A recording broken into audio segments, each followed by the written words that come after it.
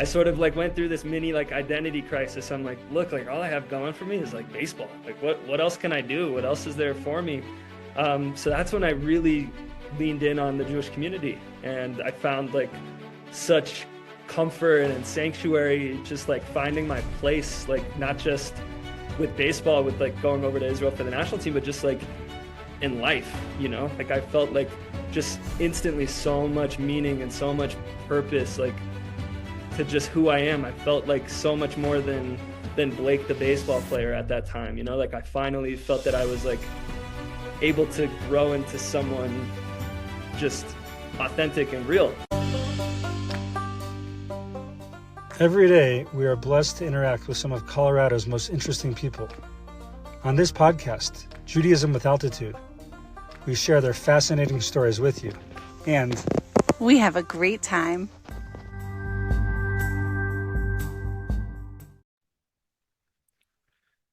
And we are live. Welcome back to Judaism with Altitude. This is Danny and Sarah Wolf here. And today we're joined by the very special, very amazing Shlomo Dickman.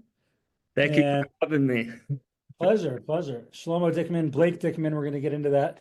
That's his Hebrew name, Shlomo. Blake is his English name. And it's great to have you here. Before we start, I just can't help but shout out some of our unofficial sponsors.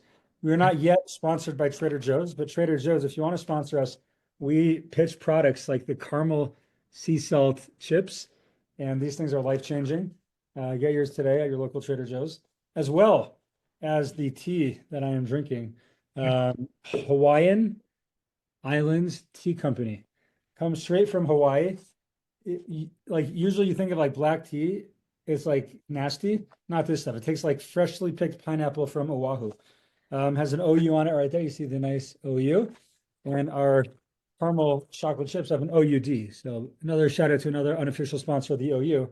We're not yet sponsored by them either, but a lot of sponsorship opportunities. They're great. Not just for baking, but you could also eat them. During They're podcasts, when you're not talking, you can just pound them. So amazing. Okay. So welcome, Shlomo. Thank you. I'm happy to be here. It's funny. There's certain people out there who like, you haven't actually known them long, but you feel like you're like a soul brother. And Shlomo's one of those people.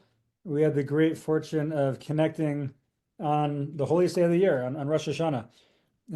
But I think we connect deeply, not only because, for many, many reasons. First of all, we are both the rare and the few local born and bred Coloradans. That's first and foremost.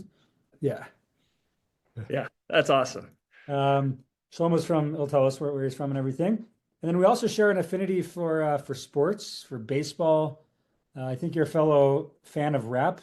Do I remember that correctly? Like, yes, that's right. Yeah, before we even say anything, halftime show at the Super Bowl, out of 10, what do you give it? Oh, that's tough. It was a good performance. I just didn't like dragging a fellow Jew, Drake, through the mud in public. Other than that, it was all right. And I'm a guy, listen, I grew up on rap and things like that, but somehow like I stopped listening to all that stuff like before Kendrick got big. So I'm not familiar with his work. If you ask me what he was rapping about, I couldn't even tell you about him dragging Drake through the mud because I didn't hear that or comprehend it. I don't know. I'm just more into the things with universal appeal. Like I think last year was Usher. Like we could all get behind Usher, or like yeah. We need some Justin 5 Bieber. out of 10 for Kendrick. 5. Yeah, I was gonna say like a 2 or 3, but that's listen. The overall Super Bowl experience was just phenomenal. And shout out to America's new team, the Eagles. Fly Yeah. Eagles fly, baby! What a win! Fly Eagles fly. Amazing. Us Broncos fans, that's like the best thing we could have possibly hoped for was getting embarrassed in the Super Bowl. Oh, so good. So good. To all of our Kansas City fans, I'm sorry. Not good. Yeah. Okay. Without further ado, would you mind just sharing with us some of your background? Tell us from what your upbringing was like. So I'm Shlomo, Blake, whichever you want to call me, just like you said. So I grew up in Littleton, Colorado, tucked away in Ken Caryl specifically, up in the mountains. Grew up just whatever sport you could think of, I played it, except for basketball, oddly enough. It's a different story. But I grew up out here in the mountains, beautiful part of Colorado. I grew up in a small but tight-knit sort of Jewish community up in Evergreen, Colorado, Rabbi Jamie Arnold. And growing up, going to public schools, I was never sort of involved with any sort of Jewish community outside my shul. My sister and I were the only two Jewish kids at school growing up. And like I said, I was just sort of like, sport minded. So I didn't really dive into my Judaism until later in life, other than like, just it being forced. Where did you go to school?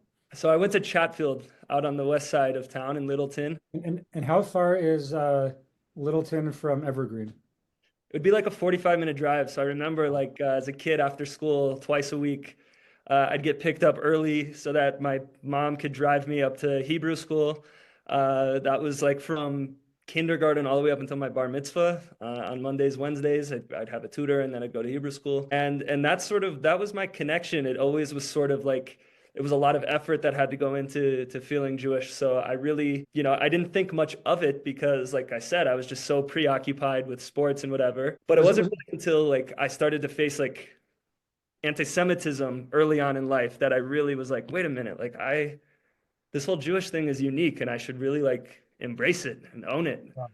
So I want to get back to that soon. Before I do, was Evergreen 45 minutes away? Is that like maybe the closest community to you in Littleton? Yeah, it's about the same distance as it is to you guys, but my grandparents live up in Evergreen, so that's Littleton is a bit of like an island. Like there's not really a Jewish hub there at the moment. No, there's nothing. There's nothing. And especially in Ken Caryl, like we're tucked away like out in the foothills near Morrison, near like Red Rocks Amphitheater. So it's even more secluded. Shout out to Trader Joe's again. They now are like the closest option that we have for even like kosher food, and that's even like a 20-minute drive into like actual Littleton. So you can imagine like it was hard to be Jewish growing up out here. Wow. And what was I'm curious about the anti-Semitism you experienced.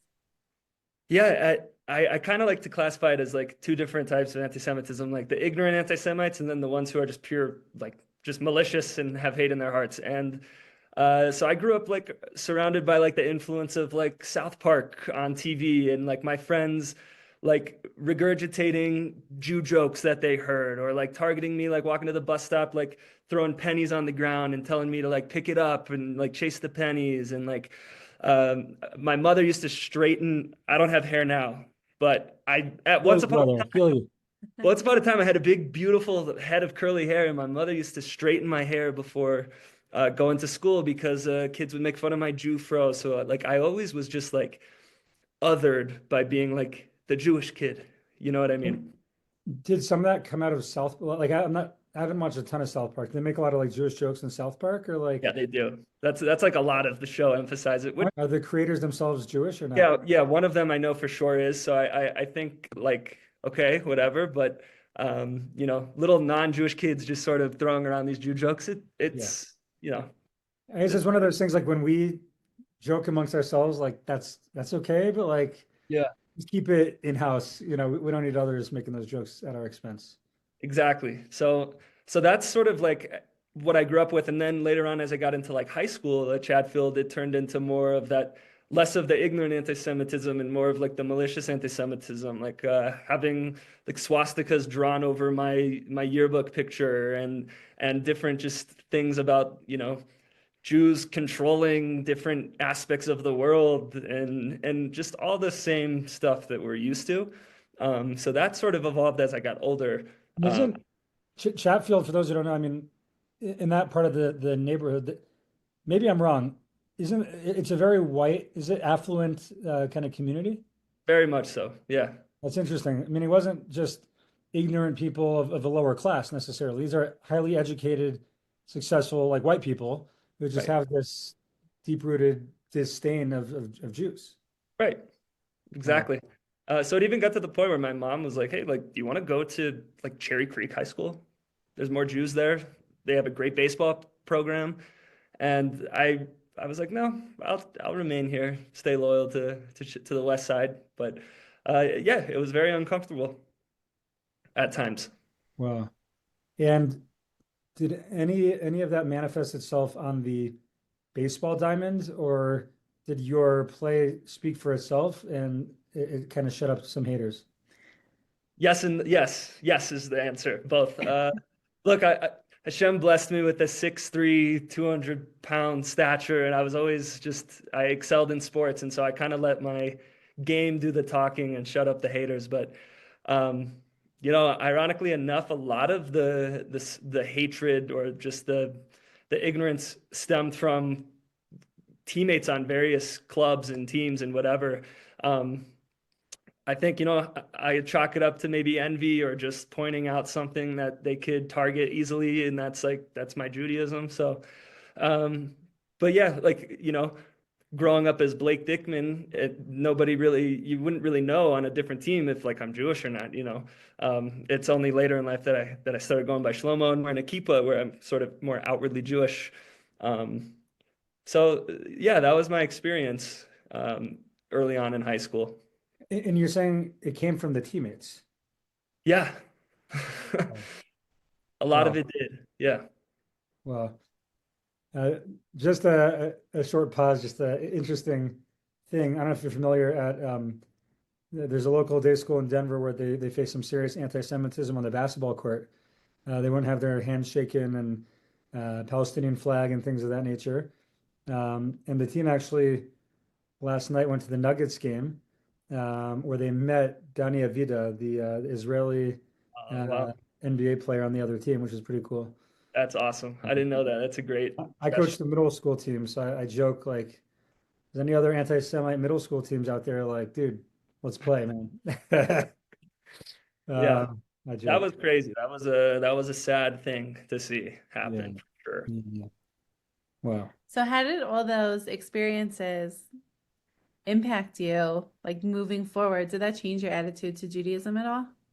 Absolutely. It definitely shaped who I am now and like the path I'm on moving forward. I really think that there's two options. You can either hide your identity, assimilate to the rest of society, ignore who you are, succumb to everything else, or you can just jump right in and own it and embrace it. And I decided to take that route. And it really didn't really pick up steam until I got to university.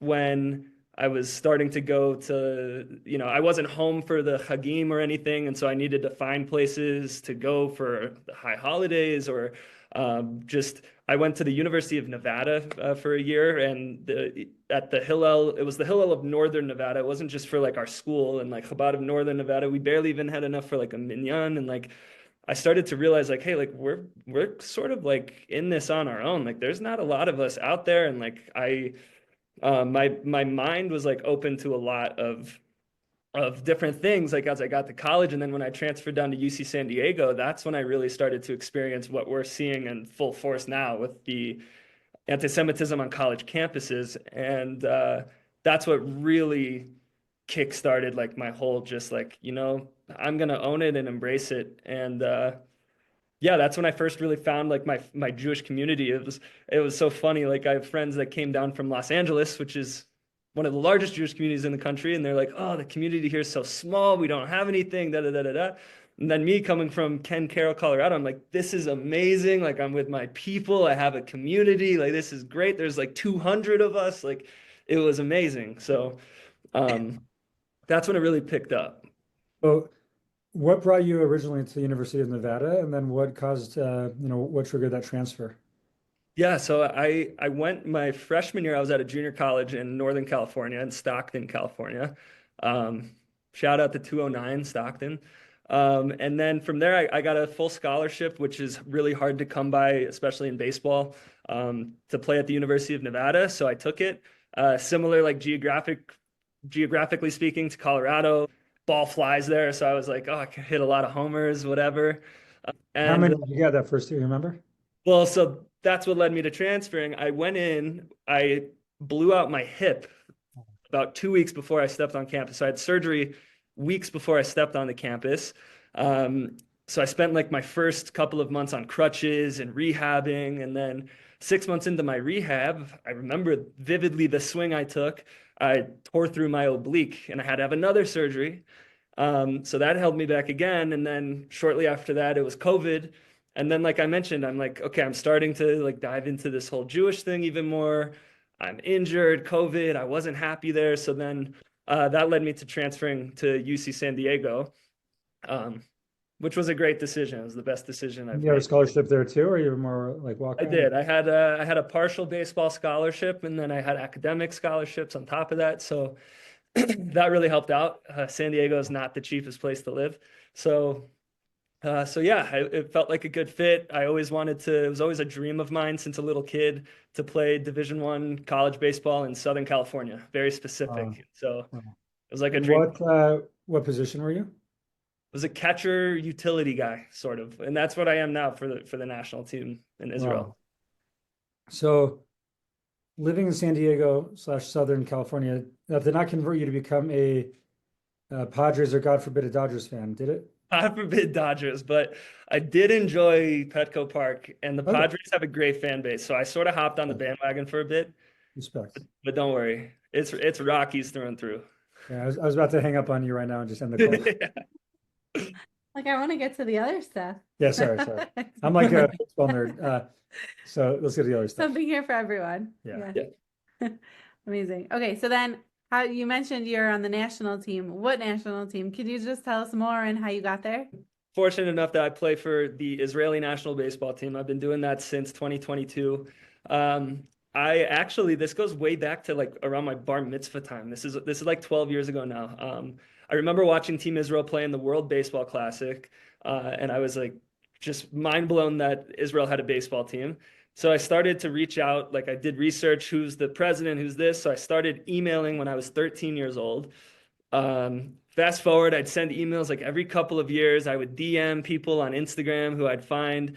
And then, thank God, actually, my freshman year when I was at the junior college, I was teammates with an Israeli. Shout out to Asaf Loengart, first Israeli-born player to play professional baseball. He was my teammate at Delta College, and so he sort of got me directly in contact with the right people. And then timing wise, it just worked out that there was a tournament in 2022 in the summer. So that's when I got my citizenship. I packed my bags after UCSD. The day after I graduated, I got on a plane, and 17 hours later, I was in Eretz Yisrael and immediately started coaching baseball over there. And I played in my first tournament with the U23 national team in Vilnius, Lithuania. What is U23? The under 23 team. And then from there, I played on the senior national team, like the main team in the European Championship. I've been blessed enough to coach the youth national teams over there. So Wow. yeah, it's just been an amazing ride. So like some people leave college and go start working as an accountant, and some leave college to go to med school. You left college to pursue professional baseball in Israel. Yeah, essentially that was the plan. I didn't have many opportunities to play in San Diego. I still battled lingering injuries from my hip and oblique. I broke my hand. I had long-term COVID, just one thing after another. And so this was sort of my opportunity to continue my career, but to also represent Am Yisrael and the Jewish state and the Jewish people. And it's just been such a blessing to be able to like continue my playing career and to continue my coaching career. Wow. Well, and I cut you off before, but you said I can't remember what you were going to say there. It ties into sort of like my Jewish path too. Like I just said, I didn't have opportunity to play a whole lot when I was at UC San Diego, so that sort of inspired me to see what else is out there, to open my eyes a bit, to get involved. I sort of like went through this mini like identity crisis. I'm like, look, like all I have going for me is like baseball. Like what else can I do? What else is there for me? So that's when I really leaned in on the Jewish community, and I found like such comfort and sanctuary, just like finding my place, like not just with baseball, with like going over to Israel for the national team, but just like in life, you know, like I felt like just instantly so much meaning and so much purpose, like to just who I am. I felt like so much more than Blake, the baseball player at that time, you know, like I finally felt that I was like able to grow into someone just authentic and real. So that was like a beautiful thing to sort of lean in on. And shout out Rabbi Eric Ertel in San Diego for really inspiring me and others on campus as well. That's when it really picked up. Wow. That's amazing. What a great family to be connected to there. Yeah, they're the best. So you, because of the injury specifically, it's like, what else is here? Like, I'm here, like, what else? So you were able to connect to Rabbi Ertel. And if I remember correctly, I think the campus is like in the middle of the Jewish community there in San Diego. And so Yeah, you found beautiful, yourself in right the in middle the of the oil. Jewish community, and you're able to finally, it sounds like those experiences you had, which always reminded you that you're Jewish, you're able to finally really kind of explore that deeper, maybe Right. for one of the first times. Yeah, I always felt like I said, I always felt connected. I never played on Yom Kippur. I never played if we had a tournament on Rosh Hashanah. Like, I always like took pride in that, and I always prioritized, my Judaism over everything else. But I never was fully like embodied in it and fully embracing it. And then I really got involved right away. I ended up becoming the president of our Zionist group called Tritons for Israel on campus. I was on like the executive board of Hillel. I started to fill in Thursdays with the Chabad rabbi. Like I really just jumped all in because it was just it felt so new and exciting to me. And I finally felt that like I had a bigger purpose in my life than just baseball, you know? Wow. Amazing. How did that feel when you finally got to Israel then? And all of a sudden, like, it's the next level. That was it's the most incredible feeling. Like I always jokingly say, like, it's so much easier to be Jewish in Israel, obviously, but like it was the biggest breath of fresh air to be surrounded by our people and to just not have to shy away and to be able to like explore my Judaism even further in a non-judgmental way. All the while maintaining my connection with baseball and growing in my baseball. I got to grow in my Judaism. So I was fortunate enough to be inspired to check out yeshiva for a short while I was over in Israel. And everything just felt so just beautiful and inspiring and exciting. And it just felt like it was just such a beshert that I was able to like, I thought my baseball career was over. And then I get to Israel and my baseball career is now thriving. And I thought that, I had to hide my Judaism, but now I get over to Israel and like I'm growing and I'm thriving in my Judaism. And now I can know funny about my namesake. In Israel, people, when I introduce myself as Blake, they think it's Black. Like they just call me Black. Yilake. Yeah, and so I'm like I got sort of tired of that, but so I was like, okay, I'm gonna start going by my Hebrew name, but it wasn't just because of like the mispronunciation of it. It was just it ties back into like I could fully like just own being Jewish, and that I felt such a special connection to even to changing my name or to going by my Hebrew name over there, and I would have never in a million years have considered that here. So moving to Israel, I was just able to like take it to the next level. Wow. Those anti-Semites had no idea the impact they were really making on you. Right. Yeah, it had the adverse effect that I'm sure they were hoping it would. Well, I have a bunch of questions. So you just alluded to casually like ending up in yeshiva. I'm curious Yes. how baseball and yeshiva, how did that play together? How did you end up in yeshiva? How did that work with baseball? What's Yeah. all kinds of questions. Eish Torah, shout out to Eish. Rabbi Ertel inspired me there. I also have some relatives who are connected with Aish as well, and I just was really looking for a non-judgmental place where I, people can come from all backgrounds, all faces of life, and just be together and grow together, while also sort of living as like as traditional of a lifestyle as I possibly could think of and imagine, living in the old city of Jerusalem. It was such a special experience. Um, and and my intention going into it was just, I had a very surface level basic knowledge of of the what's and the whys behind Judaism from, Hebrew school and from my family upbringing. And I really wanted to just take it, like I said, to that next level and continue to grow. And so I joined Aish HaTorah, and it was a beautiful experience for me, just being able to wake up every day and learn and just open my mind to so many different things and go on excursions with guys and meet people who come from very similar backgrounds to me who are also inspired to grow and to learn. And so that was a very unique and powerful experience. And to tie it with baseball, I would be schlepping my gear through the stairs of the old city, all the way through, literally all the way out to whatever street that is, Yafo Street, and then hopping on the light rail to get to the train station, to then go all the way back to Petah Tikva or Renana, wherever it was. You're saying they didn't have baseball fields in the old city? No, not yet. No. Wonder. Maybe one day, but not now. So, yeah, Wow. it was incredible. Just to backtrack a little bit, because you alluded to when you got to UCSD, that's where you really saw some anti-Semitism.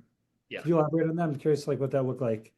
How many years Yeah. ago? What, 5 years ago, give or take? This was 5 years ago is when I stepped foot on campus. It was still COVID time.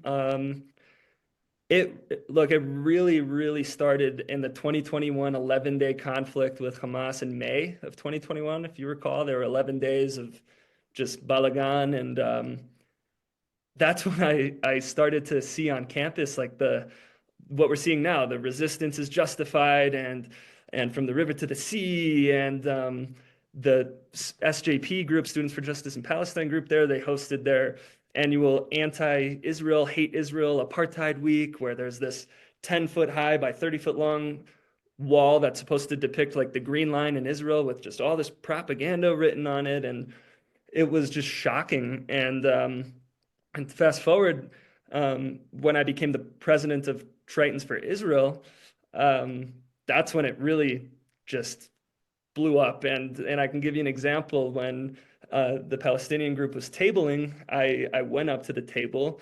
I just reached out my hand and said, "Hey, my name's Blake. I'm a Jewish student here. Nice to meet you." And the person that I was going to shake hands with, he said, "You're a Jew. You're a baby killer. You're a genocidist. I will never shake your hand."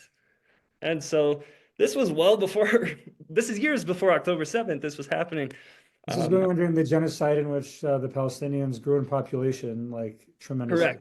Correct. So that was my first like real like taste, and then it really picked up when that same student group, they brought in a speaker who is a former Muslim Brotherhood member. He was tied with Hamas. He was like blacklisted as a terrorist in the UK, some crazy stuff, and he was brought to speak on campus.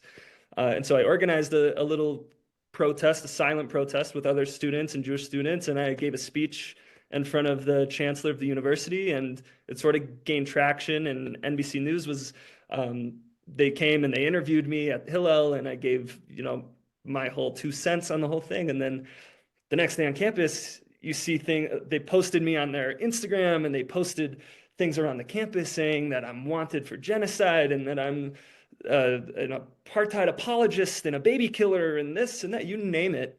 And so I was just like, wow, that really woke me up to just the fact that like we're sort of in this on our own as Jewish people, Oh. And how did that practically like impact your life? I mean, we jumped around a little bit, so I know like you ended up in Israel. Was that a factor? Like what did that do? At that time I was planning still on being over in Israel for baseball, but then it took it to that next level of, it actually inspired me to grow more religiously. Funny enough, like I was looking for answers to why this exists and why this is happening, and how could somebody be so misinformed and a group of people just hate us so much, and da da da da da. And it was stressful and upsetting and confusing, and I was starting to find myself angry towards other people. And I can honestly admit, like I was weary of visibly Muslim people on campus, and I didn't like that about myself. I'm like, this is not me. I was raised to love everybody and to embrace everybody. And so I leaned in on the Jewish perspective and just, learning the prophecies and just how this is supposed to happen. This is who we are. We're scattered among the nations. We're short in numbers. We're the most hated people, but we're going to be a light to other people. Like, it just started to sort of connect the dots for me. And so I really found like my clarity and my peace of mind by diving more into like the religious side of being Jewish. And so that, like, when I went to Israel, sort of coupled together, it just, like I said earlier, it was just such a relief to finally be safe and in our home and not surrounded by hate. Yeah. Can I ask a more personal question? I know the whole thing is personal with your experiences, but the fact that you wear a yarmulke now is a really big deal. Like, how did that, especially with all the hate that you've seen, and how do you have the courage to do that? And at what point in your journey were you like, I'm gonna start doing that, and why? That's a good question. It started, I've gone through phases. I've gone through different stages, and I've recently, probably now for the past 8 or so months, have worn it consistently. But I still, like, I've told the rabbi, in certain public settings, I'll wear a baseball hat, because I'm still not fully comfortable with, especially today's climate and in America, being outwardly Jewish. But at the end of the day, this is a part of our belief as Jewish men. We wear kippah to remind ourselves that Hashem is above us. And I I it started out more as like as a statement to be loud and proud to be Jewish, but then, like, as I've grown religiously and just learned more about like the sentiment behind it and the whys, like, it's a part of me, and it's a part of being a Jewish man. Like, this is what we do. We wear a kippah. And if if that's something that I really want to lean into, then that's something that I just gotta own. And like I said earlier, it's either you shy away from it or you fully own it. And I just decided to fully own it. Um, and so it's been it's been only a positive thing for me. But I will admit, when I'm out in public, sometimes I have my head on a swivel, just because you never know. Yeah. Listen, in Australia, news broke this week that doctors murdered Jews Wow. because they were Jewish. You saw the news. Yeah, so it makes sense. It makes sense. It's crazy. And it's very inspiring. I'm also curious, I know we just have a few more minutes, but I'm curious about, you said you've been doing some religious growth, and I'm just curious, like, what that looks like, why, what's inspired you, how do you feel about the whole thing?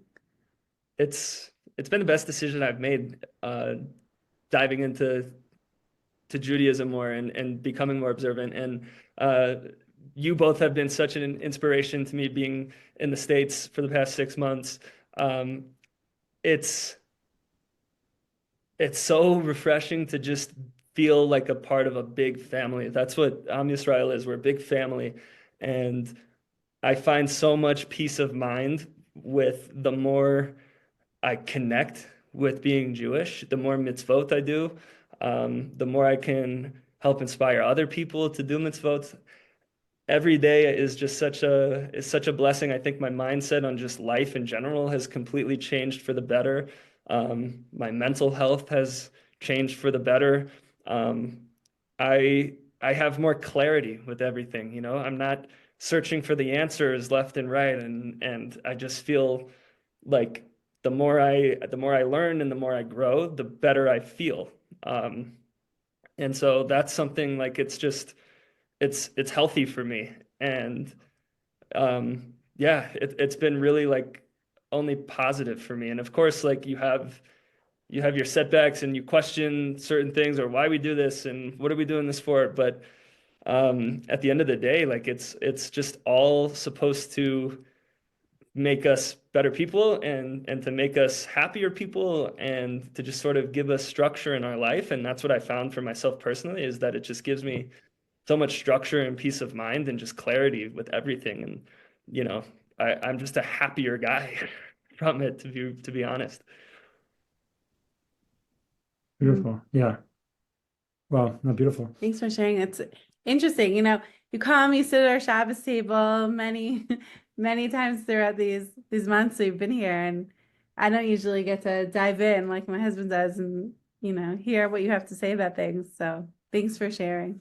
Oh, thank you. This is great. And you both have been such a blessing in my life and such a source of light and just such an inspiration. What you're doing with the Jewish community in Denver that I didn't even know existed growing up. Like it's been so eye-opening in the best way possible. Just I felt welcomed with open arms from day one. And like Rabbi Wolf said at Shabbos last week, like I'm so happy that I turned the corner in shul and popped my head in and sat into to service. And like it's just like I'm so grateful that Hashem led us together. And you guys are seriously an inspiration.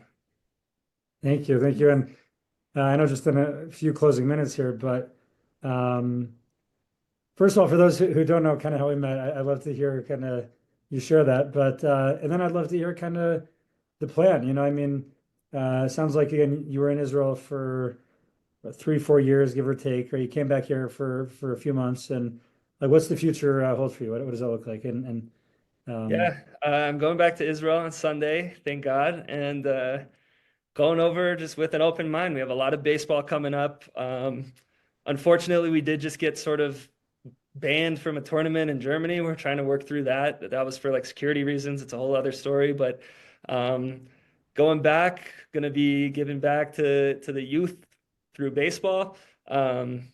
Work, hopefully at some point. I want to give back to the country in a bigger way, whether that's in the army or volunteering, Magen David Adom, whatever it looks like, whatever Hashem wants from me. Gonna do that and just enjoy living as a Jew in our homeland. It's just such a beautiful, special experience.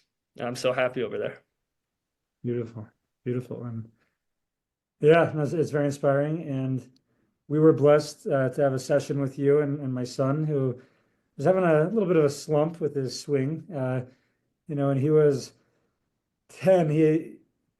When my middle child, when my second son was 10, we experienced one of the highlights of my life, which is when he hit a grand slam, and I was coaching third, waving him home. And unfortunately, when he got a little older, kind of forgot that glory and that swing. So Shlomo met with us, and we worked out together and helped him get that swing back. So um, I expect good things to report to you, Shlomo, once he Good. is. I don't doubt it. That was a great moment. Maybe if you come back in the summer, we'll have you come, give a clinic to the boys or something. We'll see. So, Absolutely. Absolutely. amazing. And yeah, you alluded to it, but I just find the divine providence in life. God has his way of running the world, and it's always beautiful to observe. Like the way that we met was, on the rabbi of a synagogue of a little minyan in a very large building.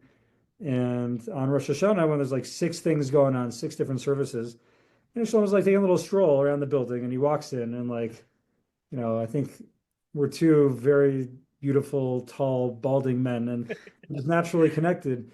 Uh, and we became very close after that, just by kind of strolling in. And I thought that was great. Like it really enhanced my life greatly over the last few months. And I know that we're going to stay in touch even when you go to Israel. Um, Absolutely. God willing, we'll come visit you Yes. on the trip.